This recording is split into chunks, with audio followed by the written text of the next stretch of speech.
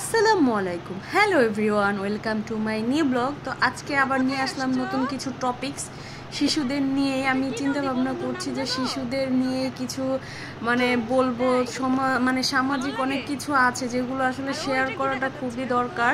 তো আমরা যেগুলো প্রতিদিন সব সময় এই ভুলগুলো করে থাকি, বিশেষ করে শিশুদের সাথে।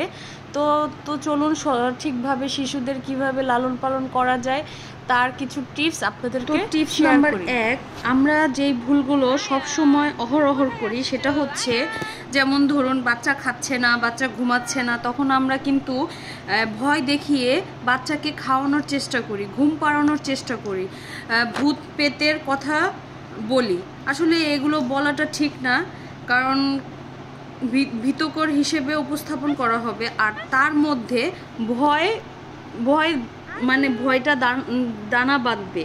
তো আমাদের উচিত বাচ্চাদের সাথে এরকম ভয় ভীতির কথা না বলাই, তাদেরকেও উৎসাহ দিয়ে খাওয়ানোর চেষ্টা করা উচিত। তারপরে ধরুন আমরা আবার শিশুকে বলি, কে বেশি তোমাকে ভালোবাসে, বাবা নাকি মা?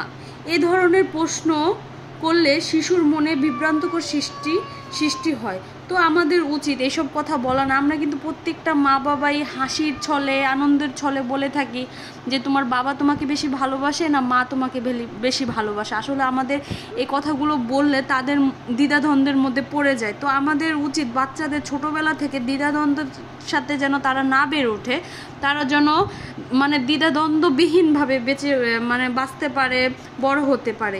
তো আমাদের এই দিকেও একটু লক্ষ্য রাখতে হবে।